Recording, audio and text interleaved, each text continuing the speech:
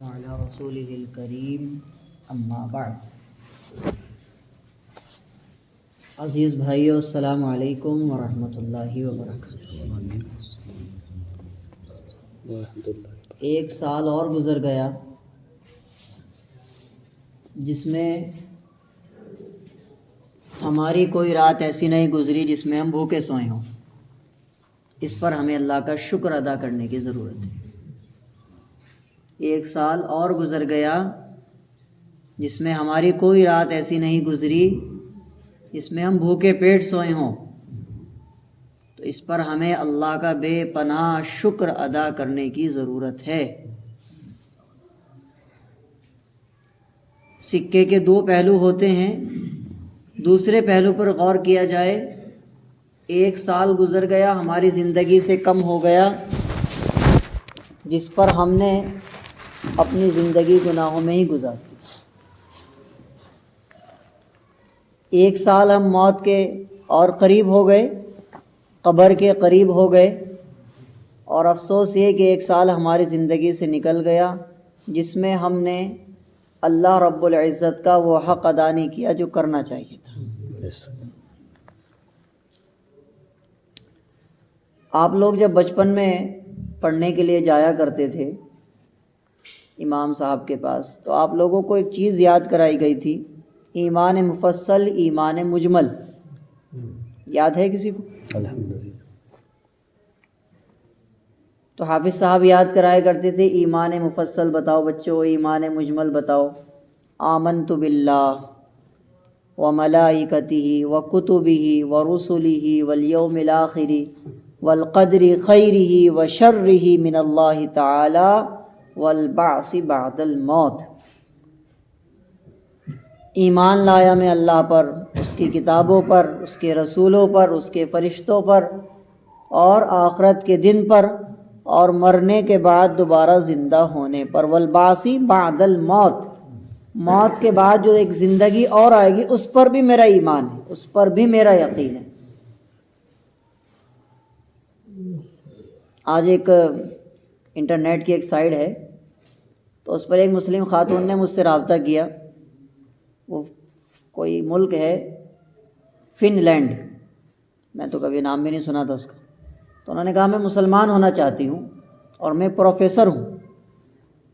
اچھی بات، مسلمان ہونے کے لیے کیا چاہیے؟ میں نے کہا ان تمام چیزوں پر آپ کو یقین ہونا ضروری ہے۔ ایمان لایا میں اللہ پر، اس کی کتابوں پر، اس کے رسولوں پر، اس کے فرشتوں پر، قیامت کے دن پر، اور مرنے کے بعد دوبارہ زندہ ہونے پر۔ تو اس نے کہا کہ مرنے کے بعد دوبارہ زندہ ہونا آپ سائنس سے ثابت کر سکتے ہیں؟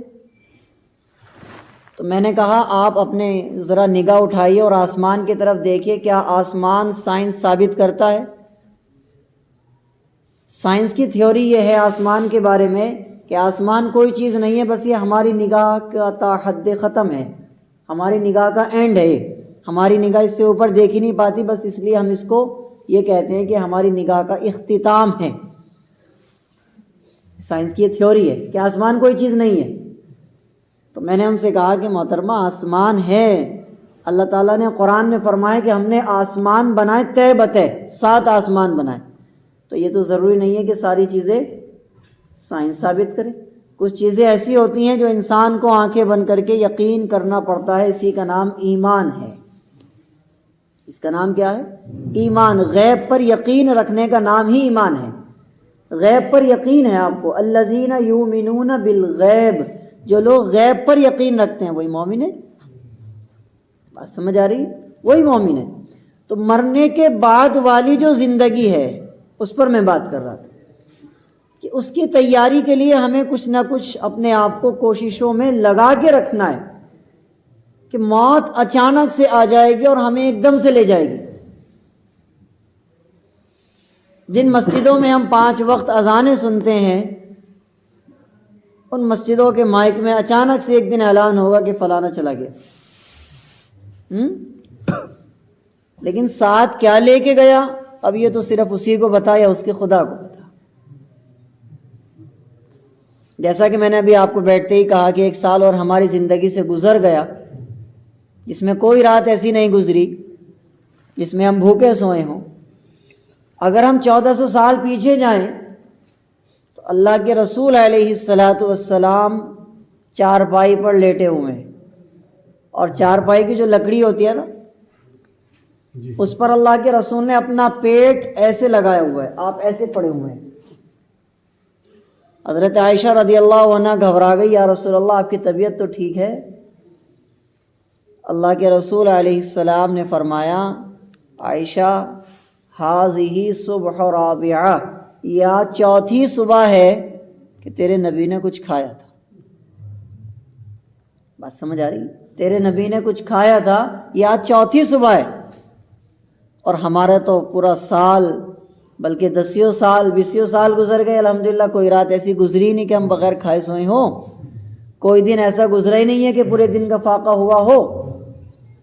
اللہ کے حبیب علیہ السلام نے 4 دن فاقے سے گزار کر ہمارے لیے کوششیں کی ہیں، جد و جہد کی ہے کہ ہمارے پاس ایمان پہنچ سکے، ہمارے پاس اسلام پہنچ سکے، اور ہم جہنم سے بچ کر جنت میں جانے والے بن جائیں. آج ہر آدمی کے ذہن میں یہ رہتا ہے کہ میں کامیاب ہو جاؤں، میں کامیاب ہو جاؤں، میرے پاس بینک بیلنس ہو جائے، اچھی گاڑی، اچھا مکان، سب کچھ اچھا ہو جائے. اسی چیز کو ہر آدمی کا ذہن کامیابی سمجھ کر بیٹھا ہوا ہے. اللہ تعالیٰ نے قرآن پاک میں فرمایا کامیابی اصل ہے کیا چیز. فرمایا فمن زحزح عن النار وادخل الجنۃ فقد فاز. جو آدمی جہنم سے بچ گیا اور جنت میں چلا گیا، بس وہ آدمی کامیاب ہے. باقی تو دنیا کی زندگی سوائے دھوکے کے کچھ بھی نہیں ہے. وَمَا الْحَيَاةُ الدُّنْيَا إِلَّا مَتَاعُ الْغُرُورِ. دنیا کی زندگی تو بس ایک دھوکہ ہے اور کچھ بھی نہیں ہے. تو اصل کامیابی یہ ہے کہ انسان جہنم سے بچ جائے اور جنت میں چلا جائے. اصل کامیابی یہ ہے. بات سمجھ آ رہی؟ اصل کامیابی یہ ہے. قرآن پاک میں اللہ تعالیٰ فرماتے ہیں، اکثر میں اپنے بیانوں میں اس چیز کو بیان کرتا ہوں. اللہ تعالیٰ فرماتے ہیں وعباد الرحمن، سب سے زیادہ میرے پسندیدہ اگر تمہیں بننا ہے تو تمہیں اپنے اندر یہ چند چیزیں پیدا کرنی پڑیں گی. اللہ فرما رہے اگر تمہیں میرا بندہ بننا ہے تو تمہیں اپنے اندر یہ چیزیں پیدا کرنی پڑیں گی، تب تم میرے پسندیدہ بندے بن پاؤں گے. فرمایا الذین یمشون علی الارض ہونا. سب سے پہلی چیز اگر تمہیں میرا بننا ہے تو اپنے اندر یہ پیدا کرو کہ تم جب چلو تو تمہاری چال میں نرمی ہونی چاہیے، اکڑ نہیں ہونی چاہیے. اکڑ اللہ کو ہرگز پسند نہیں ہے. الذین یمشون علی الارض ہونا، جب تم زمین پر چلو تو تمہاری چال میں اکڑ نہیں ہونی چاہیے. خاص طور سے وہ لوگ جو اللہ کے راستے میں اپنے آپ کو نکالے ہوئے ہیں، یا اللہ کے راستے میں لگے ہوئے ہیں، یا پھر اللہ کے دین کی محنت کی کوششیں کر رہے ہیں، خاص طور سے ان کے لیے تو بہت ہی ضروری ہے کہ مزاج میں اکڑ نہ ہو، مزاج میں نرمی ہونی چاہیے. الذین یمشون علی الارض ہونا. اللہ کا اگر پسندیدہ بننا ہے تو یہ نیت کر لو انشاءاللہ اس پر میں عمل کروں گا کہ اپنے ذہن سے اکڑ نکال دوں گا. اکڑ بہت ساری چیزوں کی ہوتی ہے بھائی. اکڑ دینداری کی بھی ہوتی ہے، میں بہت دیندار ہوں، یہ تو سب جانور ہیں، نہ نماز پڑھتے، نہ روزے رکھتے، نہ ان کی داڑھیاں ہیں، نہ پگڑیاں، نہ ٹوپیاں، سب جانور ہیں. انسان کے اندر شیطان یہ چیز بھی پیدا کر دیتا ہے، وہ اسی چیز کو بہت بڑا سمجھنے لگتا ہے کہ میں تو نمازی ہوں، میں تو حضرت بن گیا، میرے آگے پیچھے تو لوگ ہیں. بات سمجھ آ رہی ہے؟ تو اگر اللہ کا پسندیدہ بندہ بننا ہے آپ کو تو سب سے پہلی چیز یہ پیدا کرنی پڑے گی، اپنے اندر سے اکڑ نکالنی ہے آپ کو. فرمایا قرآن میں اللہ تعالیٰ نے دوسری جگہ وَلَا تَمْشِ فِي الْأَرْضِ مَرَحًا، زمین پہ اکڑ کر نہ چلا کر، إِنَّكَ لَن تَخْرِقَ الْأَرْضَ وَلَن تَبْلُغَ الْجِبَالَ طُولًا. نہ تو زمین کو پھاڑ سکتا ہے، نہ تو پہاڑوں پہ پہنچ سکتا ہے. کیوں اکڑتا ہے؟ کس بات کی اکڑ ہے؟ مال کی اکڑ ہے. اللہ نے بھیک میں دیا ہے تجھے مال، تیرا کوئی کمال نہیں ہے. اگر عقل سے مال کمایا جائے تو بڑے بڑے عقل والے رکشے چلا رہے ہیں. بات سمجھ آ رہی ہے؟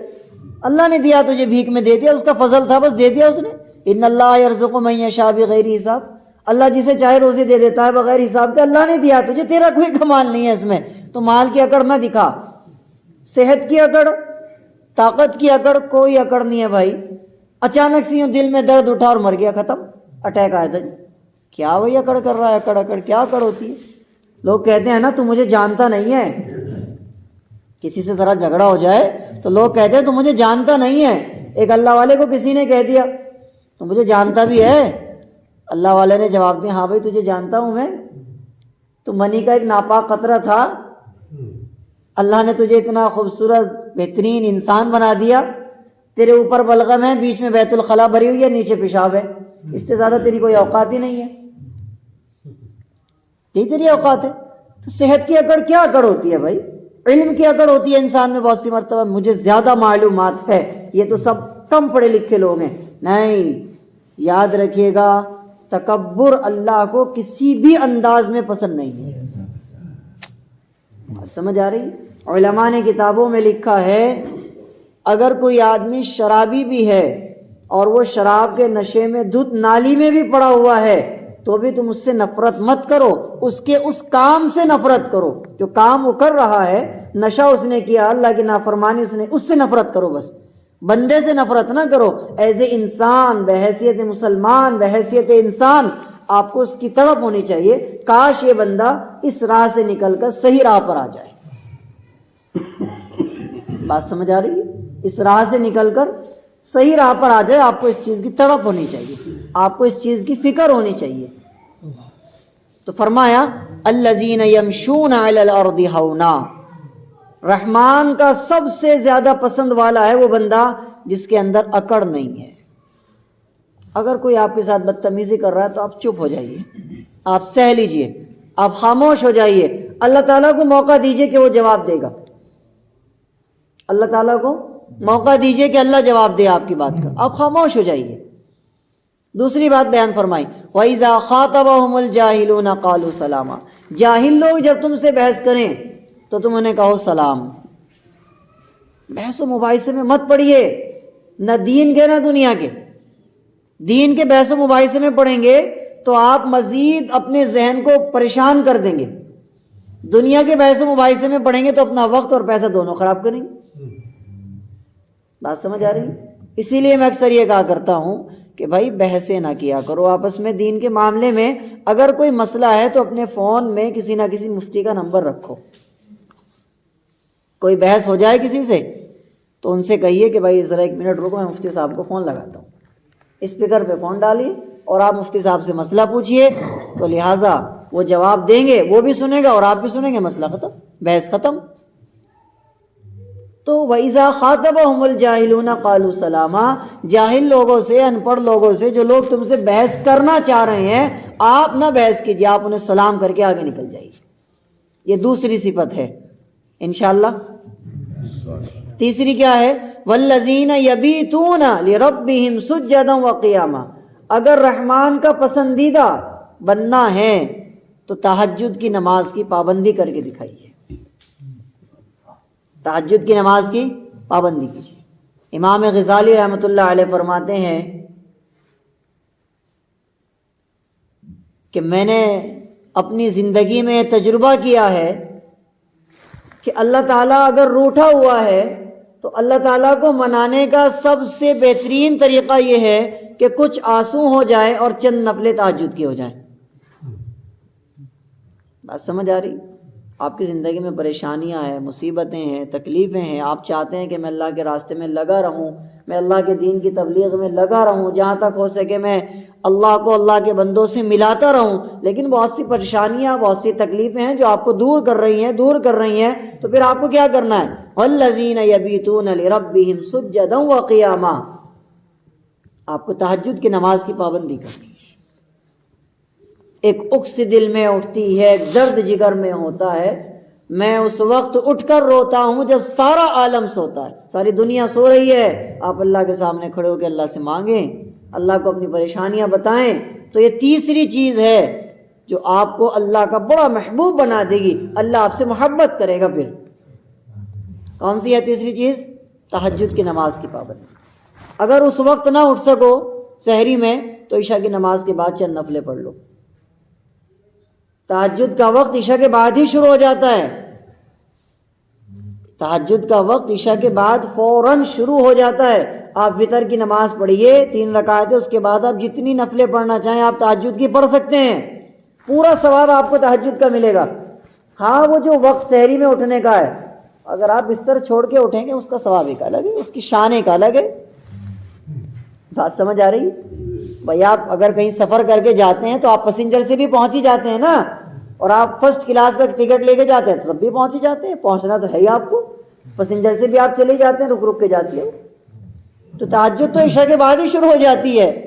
لیکن اگر آپ بالکل فرسٹ کلاس چاہتے ہیں تو پھر آپ اپنی نیند خراب کیجئے، آپ اٹھیے اور وضو کر کے آپ اللہ کے سامنے کھڑے ہوئیے سحری کے وقت. بات سمجھ آ رہی ہے؟ تو تیسرا کام یہ کرنا ہے اگر اللہ کا پسندیدہ آپ کو بننا ہے. کیا کریں گے بھائی؟ تہجد پڑھیں گے انشاءاللہ. انشاءاللہ. چوتھا کام آپ کو کیا کرنا ہے؟ والذین یقولون ربنا اصرف عنا عذاب جہنم. اللہ کے پسندیدہ جو بندے ہیں ان کا چوتھا کام یہ ہے کہ وہ اللہ سے بار بار یوں کہتے ہیں اے اللہ ہمیں جہنم کے عذاب سے محفوظ فرما لینا. یعنی ان کو ڈر ہے، اللہ کا ڈر ہے، قبر کا ڈر ہے، حشر کا ڈر ہے. ان کا دل کانپتا ہے. کب کانپتا ہے؟ وہ تنہائی میں بیٹھ جاتے ہیں، آنکھیں بند کر کے محسوس کرتے ہیں کہ میں نے اپنی زندگی میں کتنے بڑے بڑے گناہ کیے ہیں. میں نے فلاں کا حق بھی مار لیا تھا، میں نے فلاں کو زبان سے تکلیف دی تھی، میں اس دن اکیلا تنہائی میں تھا، میں نے یہ بھی گناہ کیا تھا. اپنے گناہوں کو یاد کرتے ہیں. اللہ کے پسندیدہ لوگ گناہوں کو یاد کرتے ہیں اور یاد کرتے کرتے ان کے ہونٹ کانپنے لگتے ہیں، ان کا دل رونے لگتا ہے. اپنے گناہوں کو جب یاد کرتے ہیں تو ان کے جسم میں کپ کپی آنے لگتی ہے. سمجھ آ رہی ہے؟ ان کے جسم میں کپ کپی آنے لگتی ہے اور وہ تھر تھر کانپنے لگتے ہیں. اور پھر وہ یہ کہتے ہیں ربنا اصرف عنا عذاب جہنم. اے اللہ ہمیں جہنم کے عذاب سے محفوظ فرما لینا. اے اللہ ہمارے کارنامے بہت برے برے ہیں مولا. یہ چوتھا کام ہے. اگر اللہ کا پسندیدہ بننا ہے تو اپنے اندر یہ چیز پیدا کیجئے. اس کو کہتے ہیں علماء کرام کی زبان میں مراقبہ کرنا. نام سنا ہے کبھی مراقبے کا؟ اس کو کہتے ہیں مراقبہ. اکیلے میں بیٹھ جائیے، آپ آنکھیں بند کیجئے، محسوس کیجئے اپنے آپ کو اور اپنے گناہوں کو یاد کیجئے. آپ نے کتنے بڑے بڑے گناہ کیے ہیں، ان کو یاد کر کر کے آپ کے اندر ایک ڈر پیدا ہوتا چلا جائے گا. اس ڈر کو یاد کیجئے، محسوس کیجئے اور پھر اللہ سے کہیے اللہ مجھے جہنم سے تو ہی بچا سکتا ہے مولا، ورنہ میرے کارنامے تو ایسے. سمجھ آ رہی؟ ان عذابھا کان غراما. جہنم کا عذاب تو بڑا خطرناک ہے. انہا ساءت مستقرا و مقاما. جہنم کا عذاب تو بہت ہی برا ٹھکانہ ہے. یہ چوتھی چیز ہے. پانچویں اور آخری چیز کیا ہے؟ فرمایا والذین اذا انفقوا لم یسرفوا. فضول خرچی نہیں کرتے وہ بندے جو اللہ کے پسندیدہ ہوتے ہیں. فضول خرچیاں نہیں کرنی آپ کو. دکھاوے کے طور پر شادی میں لاکھوں روپے لگا دیے، دکھاوے کے طور پر مکان میں دنیا بھر کا پیسہ لگا دیا، بس دکھاوا، کوئی فائدہ نہیں اس کا. ہوتے ہیں نا بہت سی چیزیں اس طرح کی، کوئی فائدہ نہیں ہے اس کا کہیں سے کہیں تک. بہت سے لوگ گھر کے باہر فرنٹ پہ ایسے ایسے ڈیزائن بنواتے ہیں حالانکہ ان کا کوئی فائدہ نہیں ہے، بس دکھاوا. تو یہ اللہ کے پسندیدہ بندے کی ایک پہچان ہے کہ وہ دکھاوا نہیں کرتا. اذا انفقوا لم یسرفوا. فضول خرچیاں نہیں کرنی. ولم یقتروا وکان بین ذلک قواما. کنجوسی بھی نہیں کرنی ہے آپ کو. اللہ نے فرمایا وکان بین ذلک قواما. درمیانہ انداز میں زندگی کو لے کر چلو. بات سمجھ آ رہی؟ فضول خرچی سے بھی بچنا ہے. ان المبذرین کانوا اخوان الشیاطین. فضول خرچی کرنے والا شیطان کا بھائی ہے. بات سمجھ آ رہی ہے؟ اور کنجوسی کرنے والا یہ بھی اللہ کو بالکل پسند نہیں ہے. تو اپنی زندگی کو درمیانہ انداز میں لے کر چلیے، بیلنس بنا کے چلیے آپ انشاءاللہ. والذین لا یدعون مع اللہ. اور جو لوگ اللہ کے علاوہ کسی اور کو پکارتے ہیں. ولا یقتلون النفس التي حرم اللہ الا بالحق. اور اللہ کے پسندیدہ بندے ان کی ایک پہچان یہ ہے کہ وہ اللہ کے علاوہ کسی اور کو نہیں پکارتے اور نہ وہ قتل کرتے ہیں نہ وہ زنا کرتے ہیں. یہ تین چیزوں کو اللہ تعالیٰ نے ایک ساتھ بیان فرمایا۔ اللہ کے علاوہ کسی اور کو پکارنے کا کیا مطلب ہے؟ اس کے بہت سارے مطلب ہو سکتے ہیں۔ غیر اللہ سے مانگنا، کسی اور سے امیدیں لگانا، جو مر گیا قبر میں پہنچ گیا مزاروں پہ جا کر کے امیدیں لگانا یا منتیں مانگنا، اس کا یہ بھی مطلب ہو سکتا ہے۔ بات سمجھ آ رہی؟ اس کا یہ مطلب بھی ہو سکتا ہے کہ میرا جو پوری زندگی کا سیٹلمنٹ ہے وہ میری دکان ہے، مجھے جو کھلا رہا ہے وہ مجھے میرا کھیت ہے، اس چیز کو اپنے ذہن میں سوار کر لینا تو یہ بھی غلط ہے۔ بات سمجھ آ رہی؟ اصل آپ کو اللہ کھلا رہا ہے، اصل آپ کو اللہ پلا رہا ہے، اصل زندہ جو آپ کو رکھا ہوا ہے وہ اللہ نے رکھا ہوا ہے۔ آپ کی دکان، آپ کا پلاٹ، آپ کی دکان یہ صرف ایک ذریعہ ہے، صرف ایک ذریعہ ہے، سبب ہے، یہ اصل نہیں ہے، اصل اللہ کی ذات ہے۔ وَلَا يَقْتُلُونَ النَّفْسَ الَّتِي حَرَّمَ اللَّهُ إِلَّا بِالْحَقِّ، اور اللہ کے پسندیدہ لوگ قتل نہیں کرتے ہیں۔ قتل کئی طرح کے ہوتے ہیں بھائی، ایک قتل تو یہ ہے کہ آپ کسی کو مار دیں، ایک قتل یہ بھی ہے کہ بچہ پیٹ میں ٹھہر گیا، آپ اس کو دوائی کے ذریعے ختم کر رہے ہیں، یہ بھی قتل ہے۔ آج کل یہ چیز عام ہو گئی ہے، بچہ ٹھہر گیا اور صاحب اس کو گولی کھلا دی جاتی ہے، وہ بچہ خون چل پڑتا ہے اس کا، تو یہ بالکل ناجائز ہے، بالکل حرام ہے اور اس کا بہت بڑا گناہ ہے۔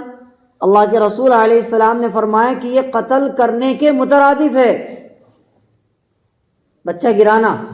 قرآن میں اللہ تعالیٰ فرماتے ہیں پارہ نمبر 15 میں وَلَا تَقْتُلُوا أَوْلَادَكُمْ خَشْيَةَ إِمْلَاقٍ، اپنی اولاد کو غربت کی وجہ سے، غربت کے ڈر کی وجہ سے قتل نہ کرو، نَحْنُ نَرْزُقُكُمْ وَإِيَّاهُمْ، ہم تمہیں بھی روزی دے رہے ہیں اس کو بھی روزی دیں گے۔ تو بچے کا گرا دینا بالکل ایک قتل ہے، اللہ ایک جان کو زمین پر بھیجنا چاہتے ہیں اور آپ اس کو ختم کر رہے ہیں، تو یہ بھی قتل ہے۔ بات سمجھ آ رہی؟ لہٰذا اگر آپ نہیں چاہتے کہ بچہ بھی ہو تو بہت ساری چیزیں اس طرح کی آتی ہیں، ان کو استعمال کرنا جائز ہے۔ آگے فرمایا وَلَا يَزْنُونَ، اللہ کے پسندیدہ بندے زنا نہیں کرتے۔ مرد جو ہوتا ہے وہ زنا نہیں کرتا، مرد جو ہوتا ہے وہ نکاح کرتا ہے۔ آج کل ہمارے نوجوانوں میں یہ رواج چل پڑا ہے، گرل فرینڈ، بوائے فرینڈ، فونوں پہ لگے پڑے ہیں راتوں رات، یہ بالکل عام ہو گیا۔ تو یاد رکھیے اگر آپ کسی کو پسند کرتے ہیں، اپنے گھر والوں کو بتائیے کہ مجھے فلانی پسند ہے اور میں اس سے نکاح کرنا چاہتا ہوں، عزت کے ساتھ آپ وہاں بھیجیے۔ آپ حرام رشتہ کیوں بنا رہے ہیں؟ اسلام میں بے نام رشتہ کوئی نہیں ہوتا، اسلام میں صرف وہی رشتہ ہوتا ہے جس کا ایک نام ہو۔ عورت کے قریب جانے کا صرف ایک ہی طریقہ ہے اسلام میں، اور وہ نکاح ہے۔ اور وہ کیا ہے؟ نکاح ہے۔ تو آج یہ چیز بڑی عام ہو گئی ہے، اس کو کوئی گناہ نہیں سمجھ رہا ہے۔ زنا اسی وجہ سے عام ہوتا جا رہا ہے بالکل۔ نکاح دیر سے کرنا، اس کے بارے میں ماں باپ سے کہنا چاہوں گا کہ بھئی جتنا جلدی ہو سکے بچوں کے نکاح کیجئے، یہ بڑا خطرناک ترین گناہ ہے۔ اللہ کے رسول علیہ السلام نے فرمایا اگر اولاد کے نکاح میں تم نے دیر کی اور وہ گناہ میں پڑ گیا تو تمہیں برابر کا گناہ ملے گا، یہ حدیث ہے۔ بات سمجھ آ رہی ہے؟ آج ہمارے نوجوانوں کے ذہن میں یہ بات بیٹھ گئی ہے کہ ذرا میں اپنے پیروں پہ کھڑا ہو جاؤں پھر نکاح کروں گا۔ قرآن میں اللہ تعالیٰ فرماتے ہیں إِن يَكُونُوا فُقَرَاءَ يُغْنِهِمُ اللَّهُ مِن فَضْلِهِ، میرے بندے تو وقت پر نکاح کر، اللہ تجھے مالدار کر دے گا اگر تو فقیر بھی ہے۔ تو میرے بھائیوں یہ چیز اپنے ذہنوں سے نکالیے کہ کام سیٹ ہو جائے، زندگی سیٹ ہو جائے پھر نکاح کروں گا، کچھ سیٹ ویٹ نہیں ہونے کا۔ سیٹ تو بس آپ تب ہوں گے جب آپ کو لوگ قبر میں اتار دیں گے اور پھر کہیں گے بھائی ذرا رخ سیٹ کر دو اس کا۔ اصل تو سیٹ بس وہاں ہو بندہ، نے کہا جی رخ سیٹ کر دو، گردن سیٹ کر دو، یہ سیٹ کر دو، اصل تو وہاں ہوتا ہے سیٹ۔ ساری عمر انسان ایسے رہتا ہے، کچھ نہ کچھ تو رہتا ہی ہے زندگی میں۔ بات سمجھ آ رہی؟ تو لہٰذا اس چیز کو بھی ہمیں تھوڑا سا پروموٹ کرنے کی ضرورت ہے کہ بچی جوان ہو گئی ہے، کوشش کریں جتنا جلدی ہو سکے اس کا نکاح کر دیں۔ اکثر ہمارے یہاں 25 سال میں نکاح ہو رہا ہے۔ اگر آپ سائنٹیفکلی اس چیز کو جانیں میرے بھائی، آپ لوگوں کا کھانے کا وقت ہو رہا ہے، میں زیادہ لمبی بات نہیں کرنا چاہ رہا ہوں، اگر آپ سائنٹیفکلی جانیں تو اس کا زبردست نقصان ہے۔ جب انسان بالغ ہو جاتا ہے تو اس کے اندر اللہ تعالیٰ ڈیزائر پیدا کرتا ہے، جراثیم۔ بات سمجھ آ رہی؟ اس کا جسم اٹریکشن مانگتا ہے، جس طرح ہمیں کھانے کی بھوک ہوتی ہے۔ اب مثال کے طور پہ بالغ ہو رہا ہے بچہ 14 سال میں 13 سال میں، اس کی شادی ہو رہی ہے جا کر کے 30 سال میں، بات سمجھ آ رہی؟ تو یہ 15 16 17 سال تک اس کے ڈیزائر مر رہے ہیں۔ اب اس کا کیا ہے؟ یا تو وہ زنا کرے گا، یا وہ ہاتھ کے ذریعے گناہ کرے گا، یا وہ کچھ اور کرے گا، جو بھی ملے گا وہ کرے گا، کیونکہ جب حلال نہ ملے تو آدمی حرام کھاتا ہے۔ اس پر کوئی بات کرنے کو تیار نہیں ہے، سمجھ آ رہی؟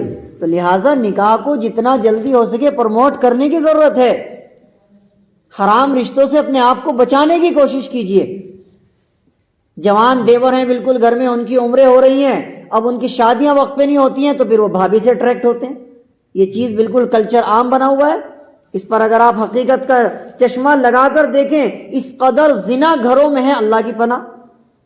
کوئی شادی کا موقع ہو جائے تو پورے خاندان وہیں آ کر کے گھر میں اسٹے کرتا ہے، ان میں خالہ کی لڑکیاں، ماما کی لڑکیاں، تائے کی لڑکیاں، پھر نوجوان لڑکے بھی، پھر وہ بھی، سب وہیں کے وہیں سو رہے ہیں صاحب۔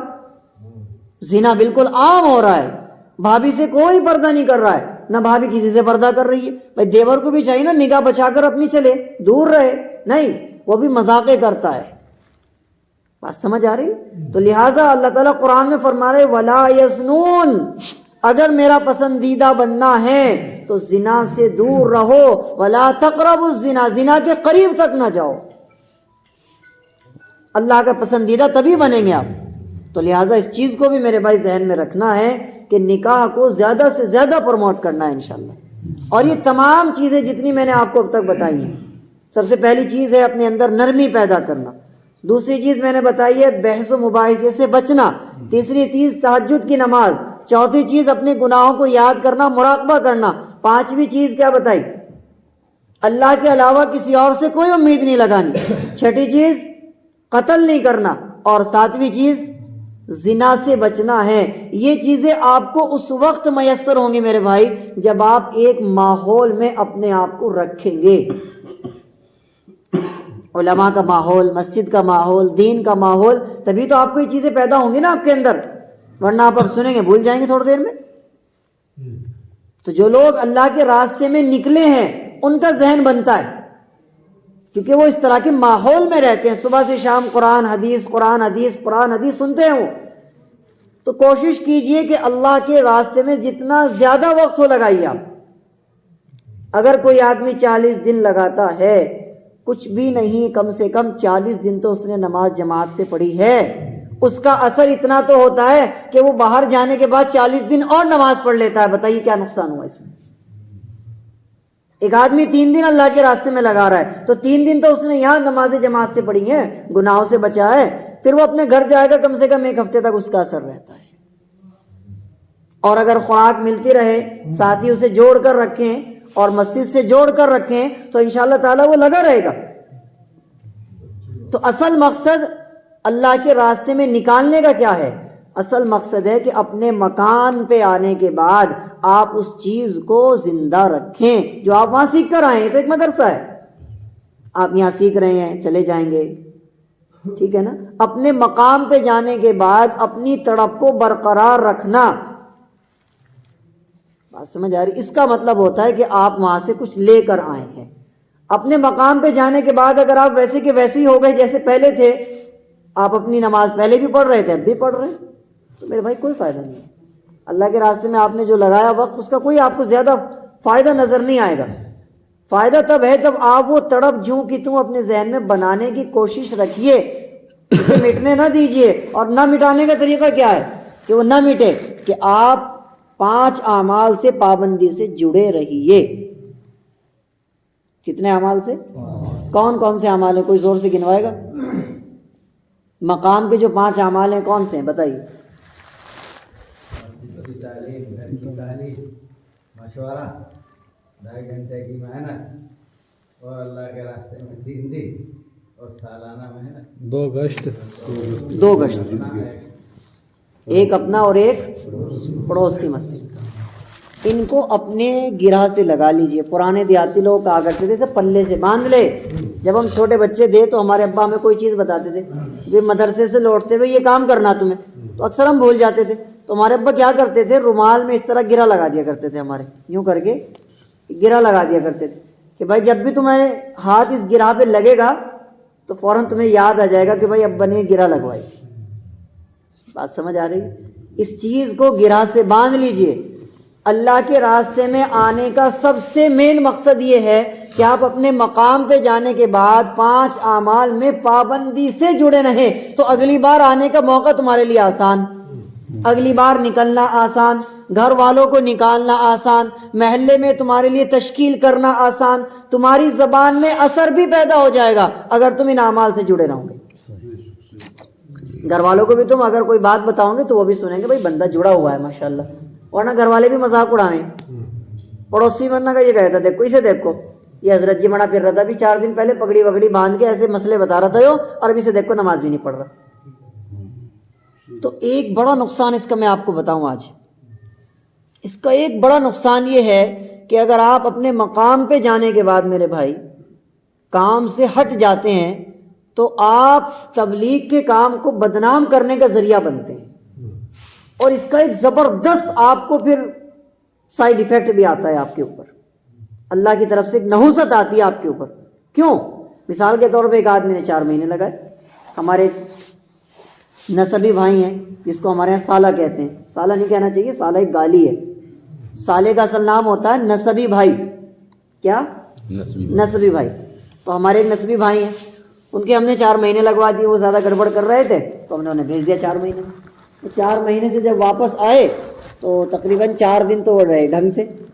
اس کے بعد وہ پہچاننا مشکل ہو گیا کہ یہ 4 مہینے لگا کے آئے یا پھر یہ ممبئی میں لگا کے آئے، سمجھ میں نہیں آ رہی تھی بات.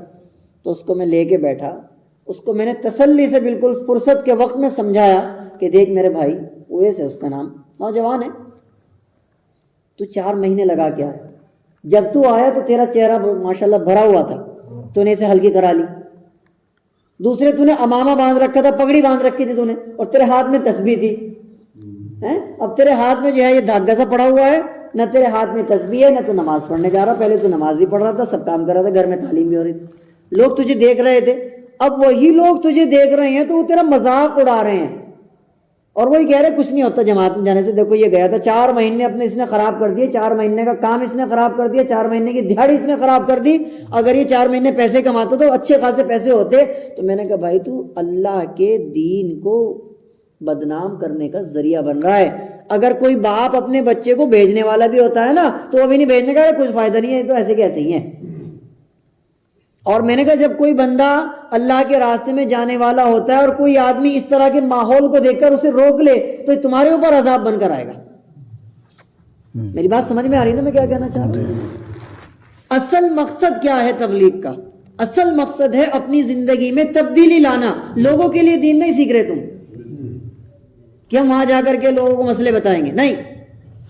اصل مقصد یہ ہے کہ میری زندگی میں اللہ اس کے رسول کی باتیں آ جائیں، اللہ رسول کی فرما برداری آ جائے. یہ میرا پورا محلہ، یہ میرا پورا گاؤں، یہ میری پوری بستی کیسے اس طرح ہو جائے کہ ہر گھر میں سے جتنے بھی مرد ہیں وہ سارے مسجد میں آنے والے بن جائیں.